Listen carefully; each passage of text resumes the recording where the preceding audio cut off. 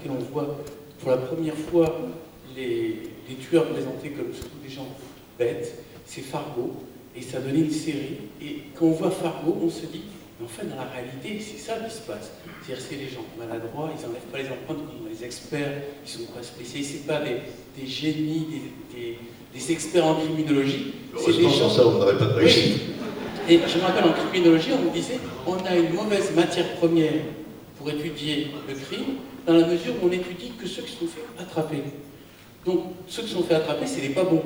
Les bons, eh ben, ils courent toujours parce qu'ils avaient tout prévu. Donc on est mauvais. Oui, donc la matière, ceux qu'on connaît des criminels, c'est tous ceux qui ont été arrêtés. Les super doués, ils courent toujours. Jacques. Sinon, je vais rajouter aussi autre chose, c'est qu'on parlait des humains, mais par rapport à l'intérêt entre la fiction et le réel. Moi, quand j'avais commencé les fourmis, alors que j'étais jeune, j'avais fait une version un peu imaginaire des fourmis. Et tout d'un coup, je fais ma doc, après avoir commencé à écrire le livre, et j'ai cru que les vraies fourmis font des choses tellement spectaculaires que j'ai pas besoin de leur ajouter des éléments faux. Et j'ai refait une version en collant au réel. Et tout d'un coup, il y a une magie qui sort, qui est la magie du réel. Parce que les gens, et je crois qu'on a tous cette sensibilité quand on lit un livre, on sent quand c'est vraisemblable, voire quand ça se passe réellement. Et c'est ça pour lequel doit tendre un bon écrivain, c'est arriver à reproduire cette sensation qui fait que les gens se disent « ça c'est vrai ». Et par moment, quand l'écrivain est très fort, il invente entièrement un personnage, et on l'a voulu dire que c'est un personnage de fiction, on se dit « il doit exister quelqu'un comme ça, car le personnage est trop bien fabriqué ». Et notamment c'est dans le personnage chez Stephen King, où il y a des personnages qui sont tellement riches en psychologie, qu'on se dit « même si ça n'existe pas, ça doit quand même être réel ».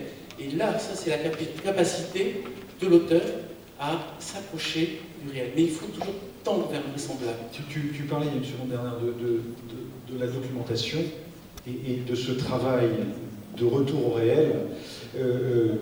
Est-ce que c'est un travail que tu fais toujours de cette manière-là, c'est-à-dire a posteriori, quitte à réécrire le roman pour lui donner encore plus d'évidence, ou est-ce que ça t'a servi de leçon et que tu as fonctionné dans l'autre sens après? Alors c'est très intéressant, en fait c'est des allers-retours. Je commence à faire une version imaginaire, comme une nouvelle, dans laquelle je me laisse aller à ce qui me semble probable. Et après je fais ma doc, et je remodifie tout par rapport à la découverte du réel, et je refais une nouvelle version qui tend un peu plus vers le réel. Et là je continue ma doc, et je peux faire des allers-retours, comme ça sur celui qui va sortir en octobre, j'ai fait 12 allers-retours, j'ai fait 12 romans, la version, après la doc, après une nouvelle version corrigée après la doc, et ça tend de plus en plus à rejoindre ce qui va être vraisemblable. Et vous dormez quand, cher ami? Justement, c'est le thème de mon prochain livre, c'est le sommeil. Donc je fais la doc sur le sommeil. Mais le moment où on fait sa doc, et justement sur le sommeil, on est en train de faire des découvertes extraordinaires, ça dépasse vraiment l'imagination. Ce qu'on est en train de découvrir actuellement est tellement fort, et il y a un moment où on a envie de faire une fin qui est imaginaire, et on continue la doc, on s'aperçoit qu'on n'a même pas besoin de faire ça. Juste raconter tel que ça se passe réellement. Et par exemple, je vous donne un truc assez étonnant. Les dauphins ne dorment pas. Et comment un animal peut faire pour ne pas dormir? Mais en fait, encore la nature dépasse tous les scénarios. Ils ont mis au point un système, ils ont deux cerveaux. Il y en a un qui dort pendant que l'autre est éveillé. Donc il y en a un qui rêve et l'autre qui nage. Et c'est la seule manière que le dauphin survit, parce que sous l'eau, il est tout frais, et au-dessus de l'eau, il brûlerait. Et la nature nous fournit des 4 scénarios comme ça extraordinaires. C'est comme si moi j'étais un dauphin, là en même temps que je parle, je fais l'interview, je suis en train de roupiller, je fais les rêves.